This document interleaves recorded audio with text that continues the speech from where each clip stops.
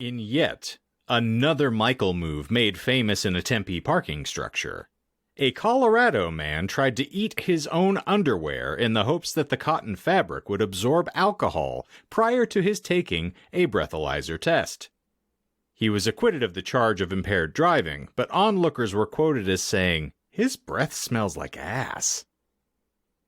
Well, if you wanted honesty, you've come to the wrong place. This is the Disinformed podcast. I'm Shane. I'm John. I'm Michael. I'm Courtney. Michael, you misspoke. It is I'm Assmouth. It's a kink. Yes. I'm sorry. You can't judge me for it. Yeah, that's a fine point. 2021, man. I don't judge. Mm-hmm. I saw a Hard Times article that reminded me of you guys. Is this another porn site? Yes. No, Okay. It's Rush Limbaugh emerges from Pet Cemetery unchanged. He approached former President Trump and asked, "Where are my testicles, Donna?" Oh, that's right. In our podcast canon, Donald He's Trump transitioned. transitioned. Yes. We were talking before we rolled, Shane and I, and we were terrifying Courtney and Michael about our encyclopedic knowledge of porn. And I wrote it down so I wouldn't forget, but I realize now, and I'm surprised at that tune why Courtney isn't equally as addicted to pornography. And that's because I think our upbringings really put this into us because of we were Catholic, or I was Catholic, Shane was Mormon, and Courtney, you got some Christian trauma. So I feel like they were like, don't do these things. So then all I wanted to do was watch really violent porn. Blame it on the saints that won't let you spank it. Yeah, When the Saints Come Marching In is a very different song to me now. They used to tell me to hum a hymn whenever I had lustful feelings. So that's why you sing so much. There is a really wonderful Mormon tune that is called "Onward, Christian Soldiers," and of course, "Hold to the Rod." And those were always hold to the rod. The first two things that sprung to mind as I sprung. But what are you going to do? Can't be helped. Michael, is it week 2 of Sobercast, or does your second cousin twice removed have a birthday? No, I mean, it was St. Patty's Day. It's St. Patty's Day as of this recording, so we went and toured around downtown Chandler earlier today. Oh my God. I mean, that being said, I had one beer when I was doing my errands, but is Sobercasting just we're not drinking while we record? We can. We needed rules before we did this, and we didn't establish any rules. Yeah, that's fair. I mean, you know what? We'll do full Sobercast next week. Completely. No beer before, no beer during. You guys just sound like alcoholics that are like, well, if I drink upside down and it's after midnight, then it doesn't count, right?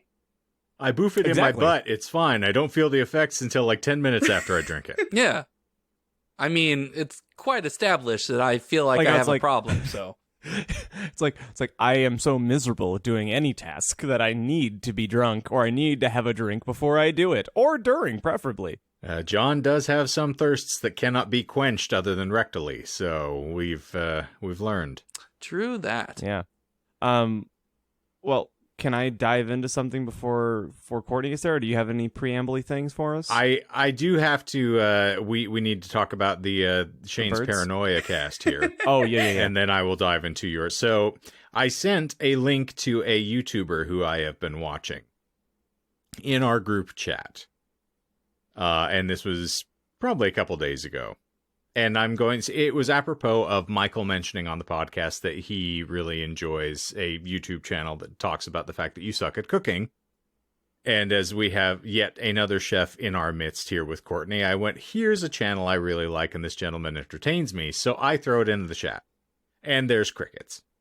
And so then in the way that my mind normally functions is, I must have offended somebody by saying something that was untoward or inappropriate, or that is painful. And Courtney has kind of an interesting backstory with some odd situations we will leave alone.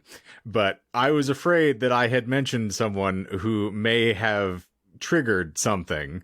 And so I then proceeded to dive down a rabbit hole of everything she has posted to Facebook and or Instagram relative to the events that I was worried about. And then discovered that Arizona Central had used one of your posts specifically that they were linking as the pictures. And I'm like, oh, wow. You should have gotten at least a little more fanfare for being super famous that way. I mean, you're a local celebrity. You've been mentioned in the New Times more than our band has at this point. So, yeah, that's how my brain works, friends and neighbors. So now that I realize that none of you actually saw that chat and I did not specifically tag Courtney in it to try to draw her attention, I'm just living on a prayer over here, or lemon on a pear, as John said last week. What's so funny is I just went far enough back that I saw it, and I like that guy's YouTube videos. So He's great. You were just upset for no reason, mostly because I was just ignoring John's microphone talk. It's not even upset. That is the Shane Hunt story. I was going to say, I was just more afraid. I am always on the verge of sabotaging something without trying. And so I have to make sure that I can try to, stealthily recover from being an insensitive prick sometimes. And so I'm always in that walking on eggshells or broken glass kind of phase in my mental state, apparently. But that's neither here nor there. So, John, tell me about the waters of your homeland. Oh, boy. You guys, did you know that a study published in the Journal of Sexual Medicine found that ED affected about 26% of men under the age of 40? Bullshit. Nope, it's true. Why are you looking for this, John? Sometimes your dick just don't want to work. But, luckily for us, capitalistic heroes exist to save us. Enter my favorite headline of all time. It's from Men's Health, published January 10th, 2018. I tested out 5 gas station dick pills and they almost destroyed my body.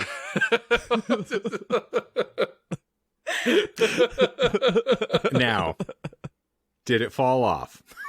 So, if I have your permission, if I have your consent, let's put it that way, since we're talking about sensitive things. Never. I can read the article because it's not that long, especially if I can just, barrel through it. Mm-hmm. Well, this almost sounds like it is just rife for one of those glorious After Darks that we were angling for at some point. Do you want me to read this on the After Dark? We can use this as a fanfic. I mean, I read about someone's gastrointestinal distress for 37 minutes at one point, so content's content, my friend. Tasty content. If you said you have multiples of these, right? Just different articles that I've found that are pretty silly. I think these are easy things for us to discuss, but we will keep this one here. And we can have it exclusive to the podcast fans to try to get more folks to listen over here. Okay. As a soupçon of John doing his non-professional voice actor reading. Right. So I'll get through this as quickly as I can because it's not that long. Bullshit. I didn't prep any lies or anything. I just wanted to read this article to you guys, and then we'll get to the actual point of the show, which is Courtney lying to us. That is your second best famous last words behind sis, I had the vasectomy, we're fine. No, it's sis, you had the vaccine, you can't get pregnant. I'm gonna be a dad! I'm gonna be a dad! So again, this is written in 2018. Who wrote this? Ben Greenfield. The that truckers. Ben. Yes, yeah. Oh, he's great. Yeah. Beautiful. Love his articles. Household names like Ben Greenfield. Yeah. Hey, I'm on the record right now. Fuck you, Ben Greenfield. Whoa. Yeah. I guess we have beef with Ben Greenfield now. I'll take it. Get fisted at a Taco Bell, Ben Greenfield. Whoa. He's better than that at a Del Taco. If you get a moment away from felching the family dog, Ben Greenfield, you can fuck yourself as well. And with that said, last year, it was reported that professional MMA fighter John Jones failed his UFC 200 drug test, leading him to being banned from the event and missing out on a rumored 8-figure payday. Allegedly. The culprit behind his failed test? A drug similar to the erection pill Cialis, a.k.a. a generic boner booster, according to MMA Mania. Did you just say Cialis? Whatever. Cialis? Cialis. It's Cialis. Cialis. Yeah. I got to put my dick on Cialis. From here on out. What do you get? After that, You know what happens when you take boner pills? you have to put your dick on Cialis. Okay, so let's go ahead and put an asterisk here. I'm not going to pronounce any medication's name properly because they're not meant to be pronounced. So since Jones' band, I've been a bit curious about whether these male sexual enhancement drugs are really all they're cracked up to be, or if their effects are merely the stuff of lore.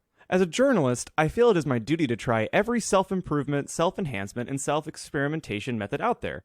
In the past, I've tried drugstore hangover treatments, used acoustic sound wave therapy on my junk, and even injected my penis to get stronger erections. Why would trying these supplements be any different? So, armed with a baseball cap, dark sunglasses, and a hoodie, I ventured out into my hometown of Spokane, Washington, to purchase a few of these so-called gas station dick pills myself. I figured that for the good of men everywhere, I'd be willing to put my liver, kidneys, and crotch on the line. He gives an editorial note that Men's Health did not condone him doing this. So first, I started looking up whether these drugs are actually safe to use. For the most part, the answer appears to be no. In 2017, for instance, the FDA actually issued alerts for 6 different male sexual enhancement products, all of which contain potentially harmful ingredients, with zero mention of said ingredients appearing on the actual product labels. These alerts were added to the list of many other sexual enhancement products that contain hidden ingredients, including... Nope, not going to pronounce them. Including all these other ones that will be listed in the show notes. Including a bunch of ingredients that are active ingredients in Cialis and Viagra. This in addition to all the other natural ingredients on the labels of these supplements, which also happen to be untested, unstudied, and certainly not FDA approved. I reached out to various labs to ask if they do a chemical analysis of these pills, just to find out what exactly I'd be putting in my body. Every lab I spoke to refused, but I did discover one useful set of guidelines from the National Institute of Health, which warned consumers to beware of ED/sexual enhancement products that promise quick results within 30 to 40 minutes, advertise via spam or unsolicited emails, or have labels written primarily in a foreign language. Unsurprisingly, every item in my little plastic bag satisfied each and every one of these criteria.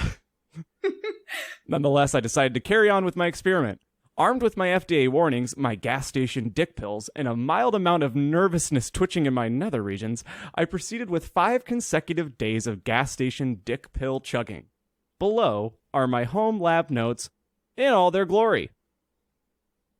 Day 1. Extenzi male enhancement. So Extenzi is the first product.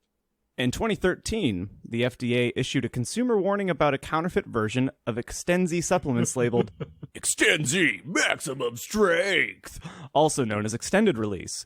In its warning, the FDA said the counterfeit product contains, insert a drug name that I can't pronounce, show notes below, which could potentially interact with nitrates found in some prescription drugs, putting men with high blood pressure, high cholesterol, or a history of heart attack or heart disease at risk. Even the original Extenzi has been purported to be potentially harmful as it contains yohimbe bark extract, which has been associated with heart attack and seizures. Oh, yeah. Give me that bark extract. Mm. An hour after I popped this bright blue capsule, my dick felt sensitive. But not in a good way. Rather, in an achy, something doesn't feel quite right down there sort of way. Perhaps the achiness was due to the massive amounts of blood surging into my crotch. But whatever it was, I didn't enjoy the feeling. Also, within an hour of taking it, I got disturbingly hyperactive, almost the way I would feel after 3 or 4 cups of coffee. Per instructions on the label, I took it in the morning, but that night my bedroom performance didn't seem much different at all. Had I taken it right before having sex, it would have been likely to keep me up until 2 or 3 a.m., twitching like a horny hummingbird and annoying my wife. Day 2.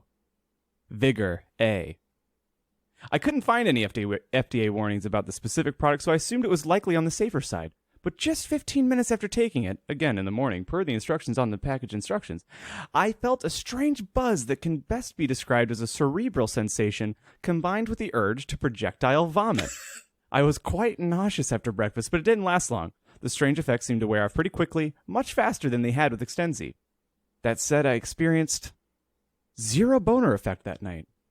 Despite the package's promise of delivering erotic pleasure, stimulating arousal, plus my favorite, It really works. I had a soft and soggy penis. I suspect that's because Vigor A took full effect in the morning, then wore off by the evening, leaving my nether regions exhausted from shuttling about all that blood. Really works, indeed.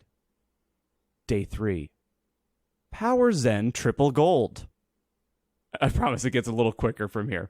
I'm going to skip the FDA advisors because I feel like at this point that's really redundant to include that the FDA says don't use these things, they could hurt you because, duh. In other news, water, wet. Yes. Whoa! For Power Zen, I decided to change my strategy of consuming my dick pill in the morning. Instead, I popped this one right before my big weekly evening date with my wife. I immediately tasted something bitter in my mouth and squirmed with GI distress during the first hour of our romantic outing. After which I excused myself to the bathroom for a massive, explosive liquid poo that required half the toilet paper roll to clean either side of my burning ass cheeks. I emerged from the bathroom feeling much better, even though I craved a Pedialyte over a glass of Pinot Noir. Thankfully, within an hour, the stomach issues had completely subsided, and I was back at home with my wife having mind-blowing sex. Yep, we're talking, I hope I didn't blow out the condom, can't pee for hours, Sue slipped Viagra into my Pellegrino, sex. But I'm still not sure if it was worth the decommissioning of the restaurant bathroom. Mind you, this is I don't think that pill has anything to do with him shitting violently. I think the fact that he'd been 3 days into a bender of taking these pills probably did it. But I digress. Day 4. Herb Viagra. The instructions on the packages of these dick pills are often quite hilarious, and Herb Viagra is no exception. It's advertised as a lasting effect spermary preparation with distinct male hormone character protein assimilation and stimulating medulla creating blood function. Ooh. Despite the package's claim that a single pill takes effects for 2 to 3 days, I really didn't notice much, aside from a bit more vascularity in my arms, my legs, and my dick, and a quick check-in with Merriam-Webster to verify that spermary is indeed a known word in the dictionary. Turns out it is an organ in which spermatozoa are generated. Oh, okay. And then we come to the conclusion. Thank you for bearing with me, Shane, because I've seen Shane wiggling this entire time like his dick's going to fall off his body. No, I'm more just... No, like he just took one. I'm chuckling at the fact that we now have like a bargain basement pornographer known as Herb Viagra. You're not British, so you don't need to hit the H on that, Fred. Yo, hey, Herb Viagra here, coming to you from Spermatozoa, Sinal and Plumbing, and I'm here to tell you, after you're done shitting your brains out, you're gonna fuck everything that moves. That's Herb Viagra. You can find me 442 South Bronx Street here in Brooklyn, New York. Well, you're speaking like a man who's never had to leave town because of a horrific event and then set up in another town pretending to be a bartender by a different name. So my alias when I am on the lam is Herb Viagra. So me and Jackie Daytona, we have a really good time together. I was going to say, I wondered when you started writing for Men's Health, but now I know. It all makes sense. Guys, just let Ben Greenfield finish. Okay. Fuck you, Greenberg. Okay, so day 5 is kind of like a nice little bookend because it's day 5 is Extenzi Male Enhancement Extended Release version. As I suspected from my experience with the original Extenzi formula, this one was pretty powerful, but not in a pleasant romantic sexual way. An hour after taking it, I got nauseous and came down with a horrible sneezing fit. I was cold and clammy, my hands got extremely sweaty, and I couldn't finish my daily workout. Instead, I had to lay down in the sauna. Certainly didn't feel like having sex. Ultimately, these gas station dick pills didn't make me feel healthy, nor did they imbue me with pinch me I must be dreaming vigor in life. In fact, from the nausea to the cold, sweaty palms to the feeling that my heart was exploding, the effects were pretty terrible. In the future, if I want to add a little extra in the bedroom, I'll stick to a cup of coffee, some sweet beetroot juice. Thank you very much. And that's where the literary genius and journalist Ben Greenfield leaves us. But I just wanted to share that with you guys. Okay. I appreciated your extended release of that story. It was an extended version of the release. So how many of these have you tried, John? I invented half of them. Oh, well, there you This go. makes a lot of sense. Yeah. I don't expect any of you to have watched the show because it is absolutely horrific. But Workaholics, cool. One of the first or second episodes revolves around them getting drug tested, and like the office getting drug tested, and the main characters in the show are like, it's the point of the show. They just got out of college, they're still partiers, and they're doing every drug and just whatever. But at the end of the episode, they read what was in their urine. And it's like everything you can imagine. Like, everyone in this office tested positive for birth control, yada, yada, yada, yada, yada, energy pills, blah, blah, blah, blah, blah. But that's what this reminds me of. It's probably one of those guys. Okay. This reminds me of my high school friends, one of whom is a very close, dear personal friend of mine to this day, but they all were aspiring Hunter Thompson children. And we were walking through the parking lot of a Walgreens, and this individual stopped and saw a small blue pill on the ground, looked at me and went, huh. Just picked it up and popped it in his mouth and dry swallowed as we were walking through. I was like, I'm looking forward to calling poison control for you later. This is going to be a good time for everybody. I'm not necessarily saying this about your friend, but for the author of this article, these are the kind of people that don't believe that masks work. Mm-hmm. Which, fine point. It's the 1-year anniversary of a interestingly terrible day for us, Shane. Oh, good. Just to share where my brain's at. Go on. Well, that's it's good. I'll let you continue. But what's funny, the postscript to that story, and I'm not mentioning his name, so he won't mind. This gentleman works in a pharmacy currently. Oh, all right. That makes a lot of sense for him. He's had a lot of hands-on trial, so he can tell you exactly when they're like, wait for the pharmacist to come tell you what the effects are. He knows. He comes and he's like, trust me. He's like, okay, let me touch your left wrist. Touches it, touches the pill, licks his finger, licks the pill. Yeah, that'll work. Yeah. No, he just puts his mouth over their mouth and hoovers for about 2 seconds just to get a taste of their type. Like, oh, you're type AB. This will be fine for you. You're good. Now just pull down your pants and let me give your penis a quick little. Papa gives you a quick moosh. Oh well, a year ago, so March 17th of 2020 is when the world officially crumbled. Like it had been in a decline with COVID. And I remember because when I'd gone on a trip in early January, came back, and the day that I flew back was the day that Kobe. Like right before I got into the plane, I saw Twitter blowing up about Kobe, and I was like, "Oh, well, this is a really, really bad time to read about airline or a crash of any sort right before I get on a plane." But also the other headline locally was first case detected in Arizona. So fast forward, it's March 17th. Shane and I and the whole damn camp have been in the studio for 3 or 4 days. March 17th is the last day that we were in the studio. And I remember it was Shane, Dan, and myself. Dan's our producer and engineer. And we were driving through a McDonald's just kind of thinking, like, we were kind of like future planning, like... Don't you pull that shit. What? It was a McDonald's. We did not go to the Arches. No, it was Burger King, my friend. Oh, okay. Well, fuck me. Oh. And if you want to fact check me on this, I actually was just when I PayPal'd you, not PayPal'd, Venmo. When I Venmo'd you the other day, I saw that in my receipt for the burgers, and you put a crown in the comment. Sounds like something I would do. Yeah, but I remember we were in the drive-thru, and everyone sketched out at this point because, this is literally like day one shit of not understanding anything, and you're kind of buckling up, and you're kind of guessing, like, is this going to be a thing?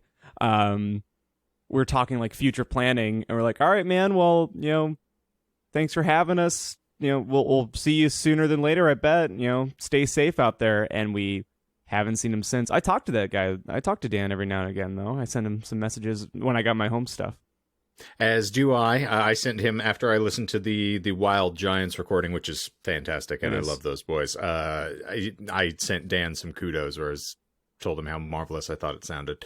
Yeah.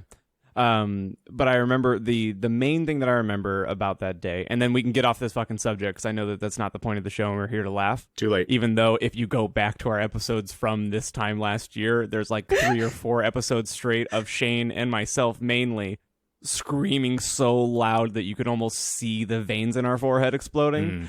But I remember the great TP shortage, the apocalyptic rush.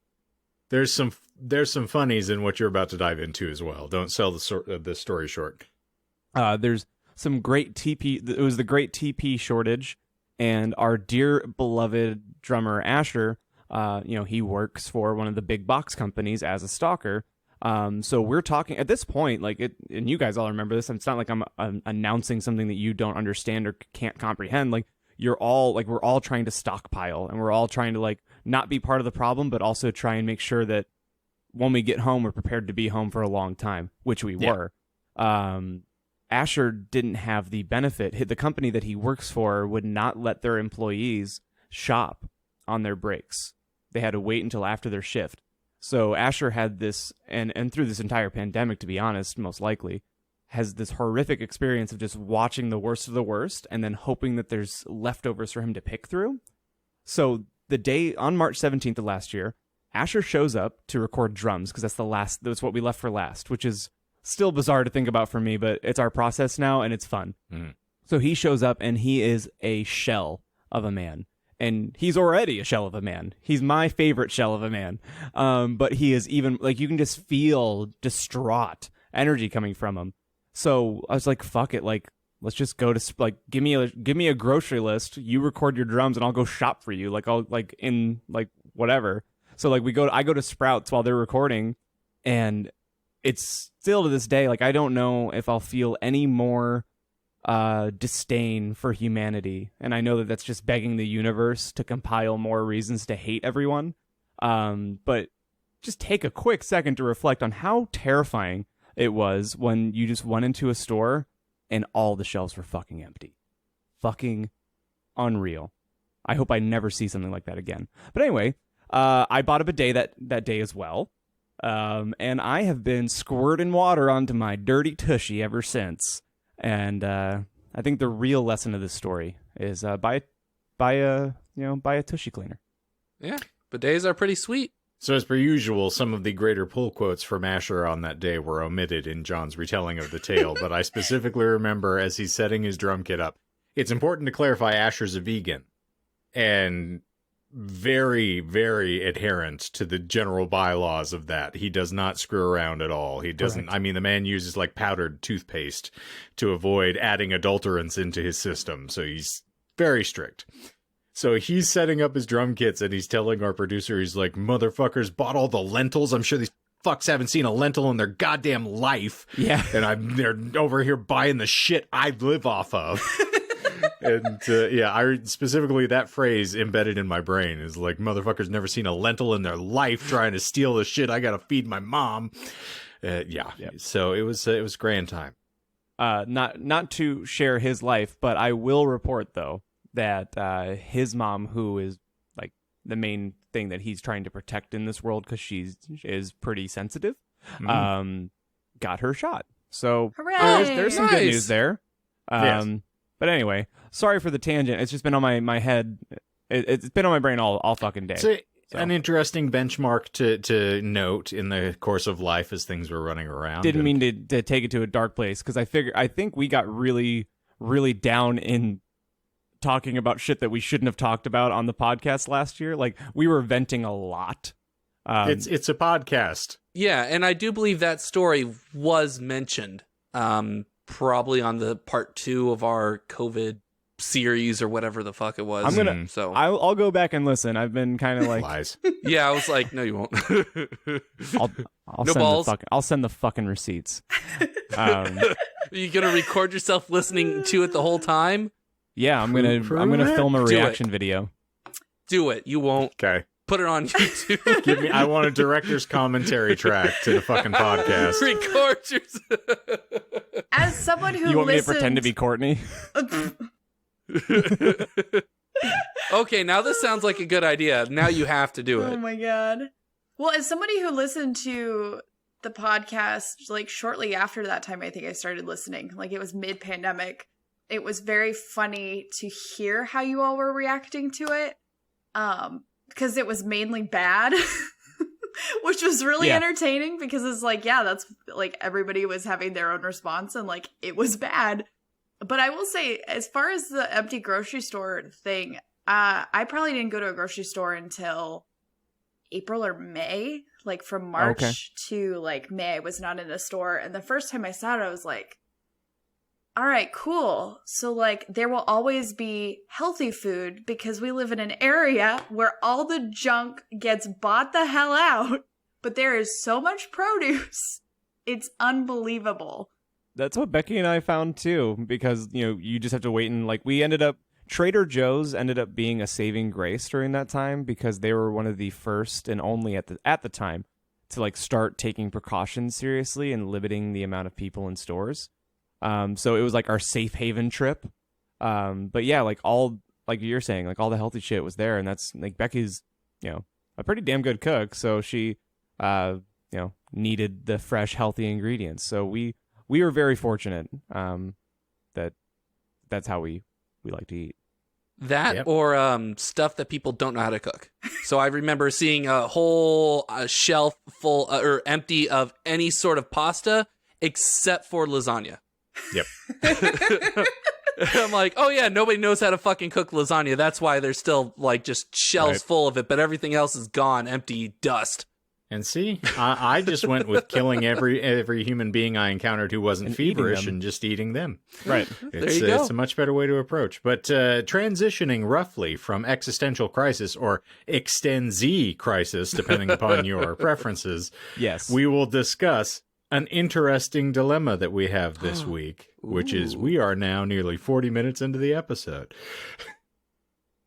Not really. Anywho, so for those of you who are playing the home game, what we typically do here is we will delve into a random esoteric topic, and in the course of explaining it to one another, we will leaven in the occasional lie just to keep things interesting.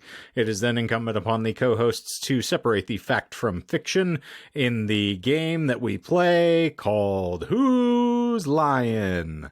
And of course, the points don't matter and no one wins because we can't take the time to tally. Correct. That said, what are we speaking about this week, Courtney? You know, we're just gonna just jump right in, and the topic will expose itself. So it's John. It's How many lies? 6 lies. Ooh. I will say off the top, our overarching theme here is tea. Do we have any like big tea drinkers? Like anybody is just like, this is all I do is drink tea all day? I'm not British, so no. If I could afford the I fancy like that high one. maintenance tea things, I would do that 100%. I'm drinking All the a time. citrus and green tea aha at the present, but you know.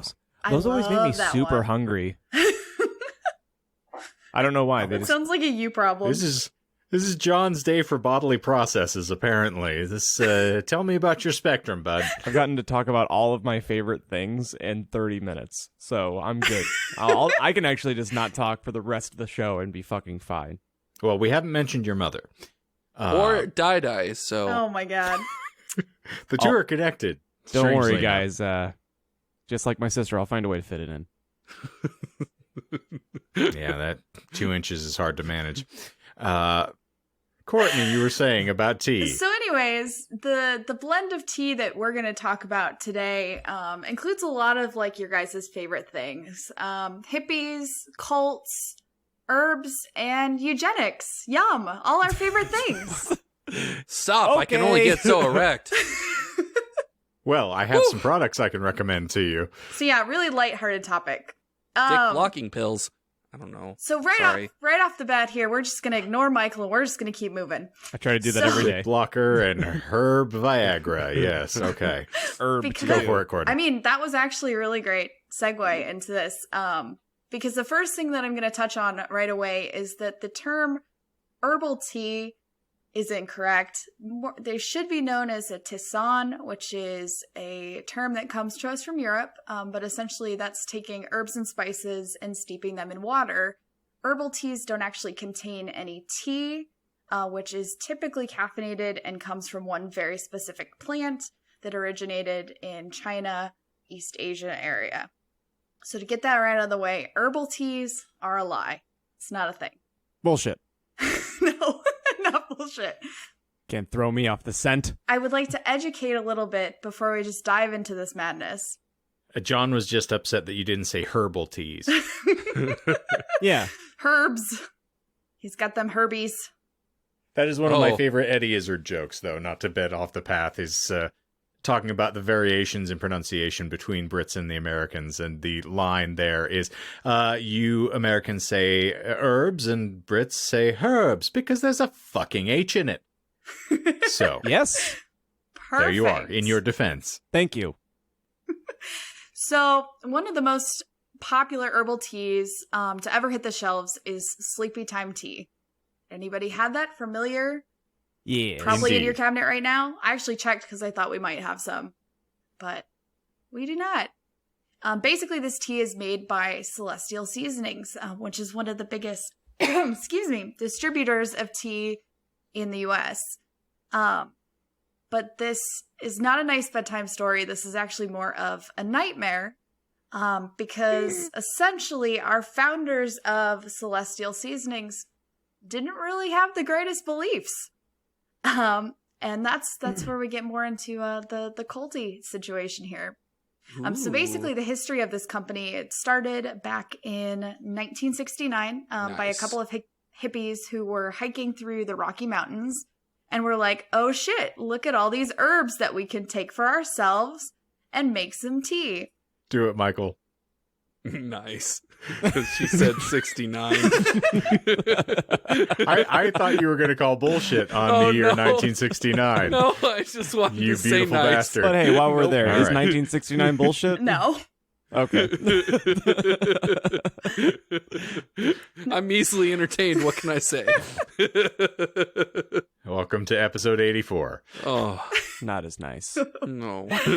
Oof. Bruh.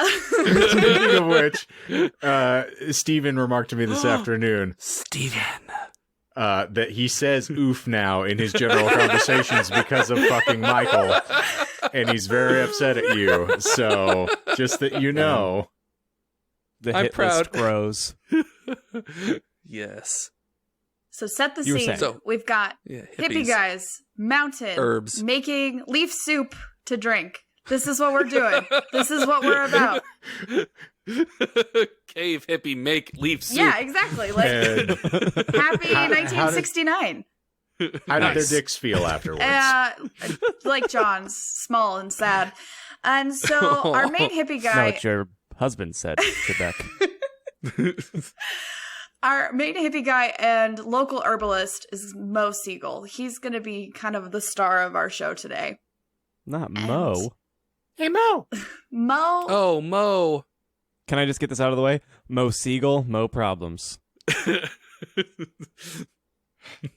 Please. Poor Shane. Poor No Mo, Shane. no Mo puns, please. Okay, so Courtney's abandoned the show, and I can't say it's a blamer. We're just going to continue to be juveniles in her absence, and it'll go over for everybody. So he was kind of known around town as a local herbalist. He would like hand sew these little like muslin bags and stuff leaves in them and sell them to people because it's healthy.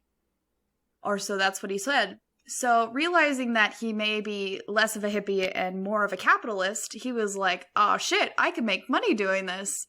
And so he marched his little muslin bags over to the bank and got a loan and started Celestial Seasonings, which supposedly got its name from the co-founder's girlfriend's flower name. I don't know what that means, but it sounds like some hippie shit to me. So essentially, Celestial Seasonings, they start out with two blends. The Sleepytime Tea, which we all know and love, which is a blend of chamomile, spearmint, and lemongrass, amongst like 16 other ingredients, but less like John's pills, all verifiably ingestible. Right. And then Everything's ingestible. If you're brave enough. Yeah. and then If you try hard the enough. second tea that they came out with was the Tension Tamer, which features cinnamon, peppermint, and catnip, which I was surprised to find was one of the ingredients. That is bullshit. Which part? Catnip. Nope. Cinnamon. Nope. I'll just name them all. The whole thing. The tea itself. No. I would say the name of the tea strikes me as the thing, which sounds bizarre, but... Nope. All right, well. I give up. While we're on the subject as well, floating back, the girlfriend's flower name as being the inspiration for the company sounds like bullshit to me. That was what it said in the article. Okay. All right. You got really close, John. So Tension Tamer was not the second blend of tea. I'll give you that one. They actually It had was one. the third. It was called Red Zinger, which was a hibiscus tea. Oh, okay. Okay. I mean, that makes perfect sense. Yeah, Naturally. obviously. There's plenty of drinks with hibiscus in that, so. Yeah. Good job, Michael. So not only were our co-founders Siegel and then the other guy, his last name is Hay, they weren't just big tea enthusiasts. They were also super into this really awesome book called the Urantia, which may have also had something to do with the naming of the company also because the book is believed to have been written solely by celestial beings. Tight. More on that later. Uh-oh. Siegel can be quoted as saying that the Urantia inspired how he ran Celestial Seasonings from the beginning, and it provided a moral compass for him and his employees. He is quoted as saying, "I wanted bold, I found bold. I wanted spiritual adventure, and I was on the ride of my life. I was searching for truth, and this book was loaded with it." Anybody gonna think this book's gonna be problematic? Because it is. Is It that sounds quote inspirational. bullshit? Is that quote that he said bullshit? Oh no, that's absolutely what he said. Okay. Huh. Sounded almost too corporate speak for it to Well- really be hippie. You haven't heard many hippies talk, have you? No, I have not. Lucky. So this book was published, supposedly, in 1955.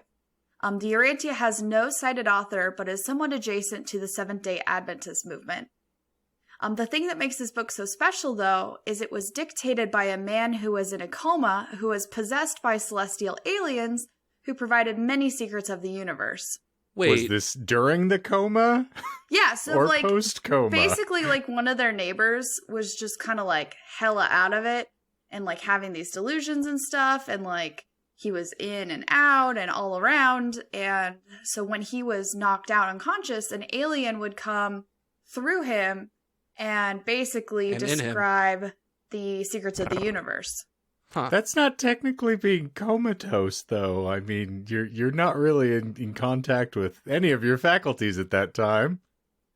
Are you trying to say that his experience wasn't valid and special? I'm saying it's impossible for a comatose person to write a book. Listen, Shane. Oh, he just dictated it. He It's didn't 21. write it. We got to be tolerant about these. Oh, well, that How changes could everything. he move to dictate anything? He's comatose. He's a fucking vegetable. Because He had control over his big toe, which This would is the twitch 50s. We don't have a occasionally. teletype that you can connect to his genitals that then dictates what he's trying to convey. Oh, no, this Someone get this vegetable a dick pill stat. the man was comatose. It was aliens speaking through his Just body. Tell me if it's bullshit or not and move on. Not bullshit. Okay. What about are you going to get into how it's related to the Seventh-day Adventist? Because I don't see how that makes any sort of sense at all. So, based on my research, it never does, which is why I was like, I'm not deep diving into that part of it because I've met people who practice Seventh-day Adventist, and I guarantee you they'd be like, that has nothing to do with our shit.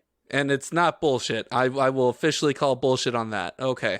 All right. Nope. It's supposedly connected. I just don't see how. Ooh-wee. That's all I'll say. But anyways, it was written by Alien Boy, or dictated by. Most non-believers think the book was actually written in the 1900s by a psychiatrist named William Sadler, who was like hella racist, but like just didn't want to own up to it. So basically he just said, oh yeah, the supernatural beings wrote the book. You can actually go and download this book for free online. Reason being is that a Texas court actually ruled that because it was written by a supernatural power, there was no copyright. And so it's public domain. That's bullshit. It's not. No, I believe that 100%. Oh, you said especially Texas, a didn't Texas you? law. Yeah. They practice yeehaw rules. Yeah, no, a court Only- actually ruled that it was public domain. Did the And judge yeehaw then juice. put on his hat and get back onto his horse and drive through traffic on his horse to take the 6-hour horse ride back home, which was 15 miles away? That's oddly specific. If been I wronged. remember correctly, that was ruled in 1995, so it was not that long ago. So it was a 4-hour horse ride. Yeah, Got it. exactly. Okay. And it was under the Bush administration. So yeah, get your free copy, guys. On it. The Urantia starts by depicting the creation story, while the ending of the book spends a lot of time telling the story of Lucifer. One of the key points of the book states that Lucifer, Satan, Adam, Eve, and Jesus are all extraterrestrial beings who have visited Earth, and that Adam and Eve were sent to improve the human race. Has anyone done fanfics of this? No, I'd but read it. I mean, we could just read this book because it gets wild. It is public domain, which means there can't be any copyright. I would be down for it. Well, by reading it on a public, if we were to do a reading of it, is that supporting it, or would we just tear it apart for being nonsensical? Well, were we supporting my Immortal when we read it? Yes. You weren't? I was just asking a general question. Was our fanfic read of it supporting it in any way, shape, or form? You were saying, Courtney? I think once we learn a little bit more about this book, I don't think you're going to want to be recorded Yeah. saying anything about it, But that could just be a me thing. So basically, Adam and Eve, they appear a lot because there's not just our Earth, there's 10 billion Earths. And so they get sent to each Keystone. Earth I to... was going to say, this is a DC comic. We know this to be true. Oh, yeah, for sure. Huh. But basically, our planet is Earth, and it's number 404 in the planet group of Satania. Is that bullshit? Is the 404 bullshit? It is. Is it not found? Yeah, okay. That was good, though. That was good. It's, That was good. I was like, oh, it can't be found. Oh, wait a minute. Hold on a second. we're planet 606, so I was like, yeah, it's close enough. 404. It's I liked it. funny. It was good.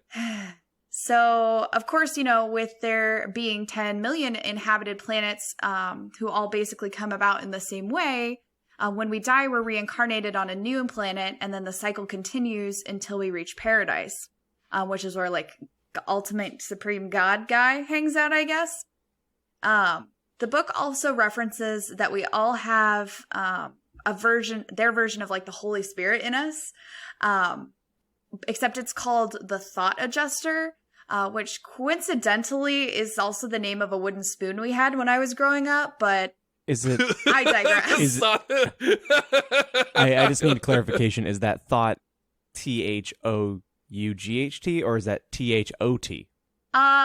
In our fanfic, it'll be THOT. All right, I'm in. Great. John sold. You can call me the Thought Adjuster. And suddenly the PKD Thought Adjustment Bureau has an entirely different connotation. Does this burger taste like piss and flies? So, the thought adjusters in all of us. So anyways, we'll get back to... I hope not. The thought adjuster was inside us the whole time. It's always been there. Yes. Back to Sadler, though, the not author of this book who witnessed the crazed alien inflicted man. So apparently this guy was dictating this for 10 years. So Sadler, his wife, and his daughter were just sitting around taking notes of this. I don't know when they had time to have real jobs or anything, but that's just what they were doing. Well, they weren't dictating. They basically treated him like a seismograph, and they just dipped his dick in ink, turned him over on the bed, and just let him write as he shake and writhed around, enjoying his Caesars. Caesars? Caesars. You're getting a lot of good mileage out of this this Veggie Tale. She's a fucking comatose person. I have a feeling that I have been insensitive in some way, shape, or form, so I feel like maybe just to throw out a blanket, I'm sorry? Yeah, just double down on that. It's good. It's too late to apologize. Too late. There's some speculation, however, that the guy that they were hanging out with was actually Sadler's brother-in-law, Wilfred Custer Kellogg. Yeah, from that Kellogg family. You know. Is that bullshit? No. Oh my god. This makes a lot more sense. You know, the Kellogg family that like created really bland food so you wouldn't touch yourself. Yeah, exactly. Yep. Mm-hmm. The joke's on them. know. I doubled down. I touched myself more. With the Kellogg cereal. You should like rub graham crackers on your hands and then get to business. No, the cornflakes. I didn't Crackers. know lube until I was an old man. Oh, well. Now you know, God. folks. I mean, the family was initially, very concerned with mental health, and that's odd that one of them would go off the beaten path, as it were. Yep. I see you. So, I guess at some point, there's this group that gets together, and they're called the Forum, and they just come up with 4,000 questions that they're going to ask this alien, and then they're going to write it all down. And so the alien's like, hold my beer, like, let's do this, and answers all 4,000 questions. And so basically, that's how the Urantia came about. So the Urantia is just a 4,000-page Q&A? I mean, from what I read, it was like this book weighs like 5 pounds. Like, it's no joke. So it was the Reddit AMA of a group of unnamed individuals talking to a comatose guy who was just wriggling his dick on paper. And boy, does he have ideas. All right. So, hold on. So, just because every time Shane's been saying this, did I miss something? Is he literally writing something with his dick, or is this the bit? That's the canon.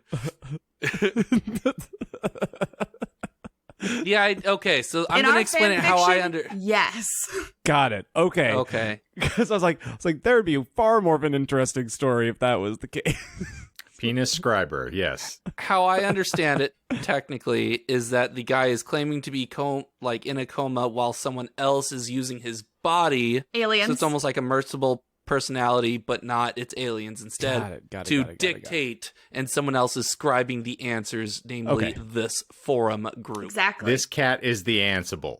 Yes. All right. No, that makes perfect sense. So basically, he starts by telling them about how there were originally 6 races on Urantia. Red, orange, yellow, green, and blue, and indigo.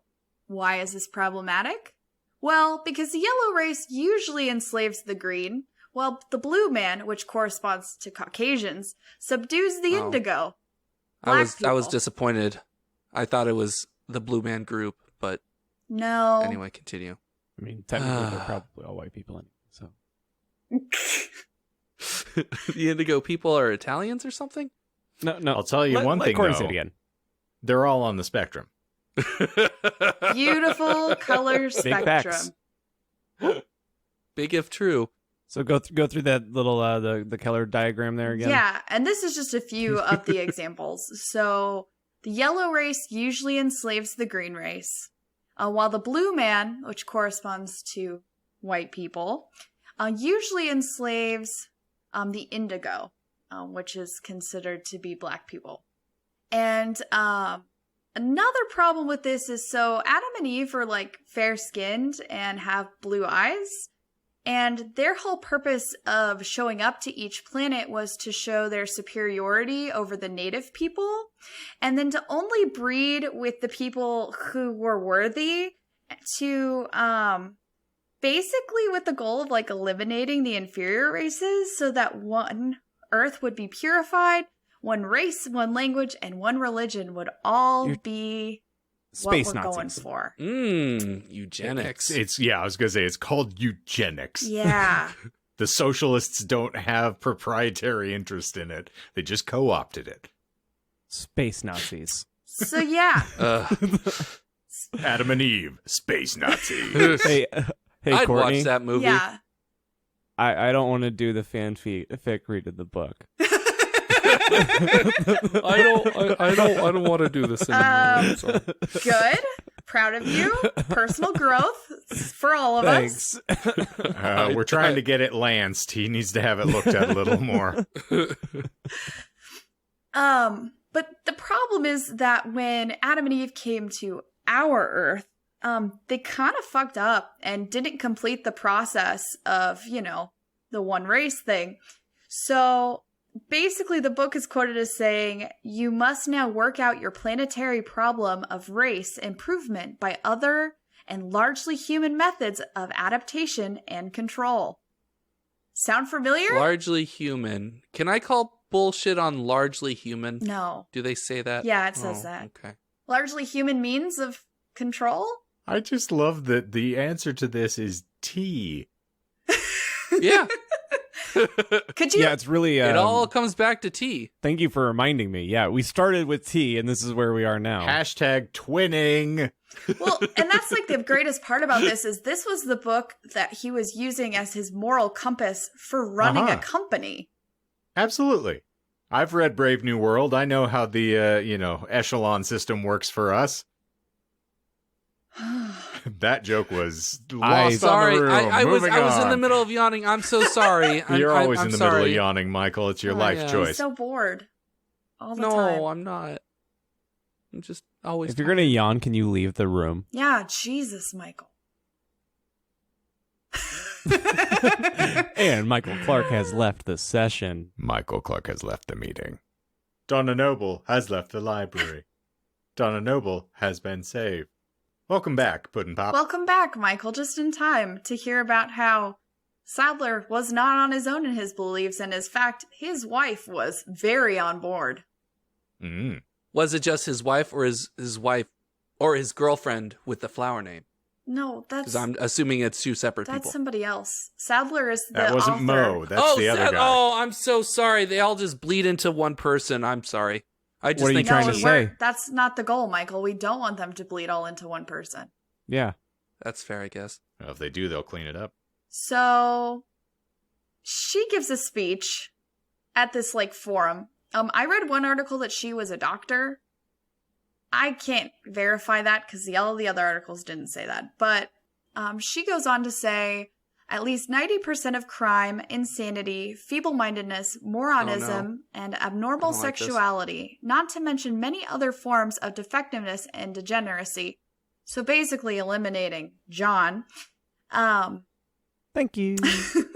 Thus, within a century, our asylums, prisons, and state hospitals would be largely emptied by their present victims of human woe and misery. Oh. I thought she was going to lead into something way worse. Never mind. Continue. Effectively to say that by eugenics, we could achieve this better version of our world because her husband's teachings had definitely sunk in for her. Because white people have never done anything deplorable over the course of human history. That's never happened. No, of course not. Not Nope. once. Mm-mm. I couldn't keep a straight face. I'm sorry. Is this funny to you, Michael? Is this a joke? Yes. I'm not It's going to how I understand go to every joke, Michael. Why don't you explain it?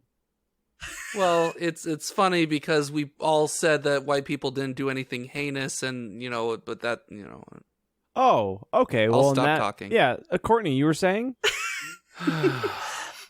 So basically, how does this all relate back to Mo, our buddy at Celestial Seasonings? Well, I'll let him tell you. Unfortunately, several factors hinder progress towards the development of a disease-free world. The laws of genetics are immutable and the form of physical cornerstone of evolution. At the present time, mankind loses about as much progress as it makes by ignoring eugenics. Oh. Mo's kind of a Okay. dirtbag, huh? Yeah, he kind of sucks. Now, Hay is on board with this, though. Oh, yeah. His co-founder, totally in. There was actually kind of a core group of people that started the place. So, hey, his girlfriend, the flower name child person, and a few other people that were just picking herbs in the mountains. And they were all They have a bit of a... this cult shit's awesome. They got a bit of a family going, Yeah, you could say. say. Conceivably. But, Mo wasn't all bad because he was also quoted as saying, belonging to any particular race provides no spiritual advantage or disadvantage. All persons are equal in the sight of God. Except. Oh, I was thinking he was going to lead into an except there. Some animals are more equal than others. Yeah. Exactly. So, essentially, he espoused his beliefs only to then be like, wait. I'm just kidding. Don't worry about it. Buy my tea. You can't taste it. But you can see it on every box and tea tag, because initially when they had rolled out, and actually I believe some of the boxes still do have like inspirational quotes on them. But the reason that they did was because he was so inspired by the Urantia that he wanted to motivate other people by pouring, not only tea into their lives, but also inspirational quotes. How that relates back to this horrific book, I don't know. That's what he said. Okay. Basically, in the article I was reading, this was from Food and Wine magazine, they caught up with a former employee who basically was like, yeah, we all were kind of aware that this was like the underlay of like the moral foundation of the company. But, we're making tea. It's great. Sigler left Celestial Seasonings in 2002. The author of the article reached out to Celestial Seasonings multiple times for comment. Needless to say, they didn't want anything to do with this article because I believe they were bought out by Kraft Foods at one point, and now they're owned by another parent company and have done everything they can to disassociate with the founding of the company, because it's a very profitable product if you overlook the dark beginnings of it. But not to worry, though, because our buddy Mo is still very busy, because when he left in 2002, he not surprisingly became the Supreme Adjuster of the Urantia Foundation, which is a title that he still holds today. So if you feel like, signing up, joining up, you could still go hang out with Mo. The Urantia Foundation is a real thing? Absolutely is a real thing. Now, here's the thing. If we all have the thought adjuster in us, why do we need further adjustment from the Supreme Adjuster? True. So how about that, Mo? Is there a Supreme Adjuster? There's not a Supreme Adjuster. There we go. Good job, Shane. He's the president of the foundation. All right. Well done. I was like, is this God's chiropractor now?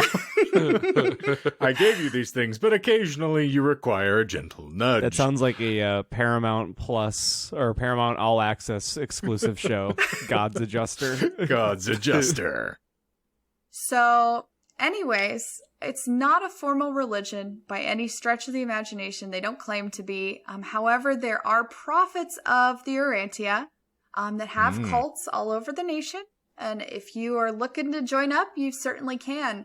But that is the dark culty religion behind everyone's favorite Sleepytime Tea. That's fabulous. Awesome. Well done. Yeah, definitely didn't know any of that until today, so yeah. Now, for those who are trying to leave the religion, do they need to receive urine therapy? Only if Michael is leading the group, yeah. Okay. Leading the charge. Is that how you get the yellow people, or? The articles I read were much longer and much more detailed in that area. I'm sure. And it was very confusing and very hard to follow, but it was really mind-blowing how much time was spent on who enslaves who and who gets to be with Adam and Eve, and it's just absolutely batshit. It's my turn to have the wacky three-way. Exactly. Just when we thought Scientology would be the most bizarre thing that we studied on this little show. Yeah. Nope. So, did we hit half of your lies? We got 3 of 6? 2? Mm-hmm. 3, yeah, 3. 3, yeah. Nice. Yes. You got really close to one, but then Michael reaffirmed it, and so I rolled with it. It wasn't in God damn it, Texas Michael. that the court ruled that it was not copyrightable. That was actually What? here in Arizona. Oh, fuck God. me. Naturally. You mean the Diet Coke of Texas? Yeah, exactly. Oof. The state I that wouldn't is give us that much of a compliment there. the state that is trying to kill permanent early voting to try to prevent the group currently in power from being ousted entirely.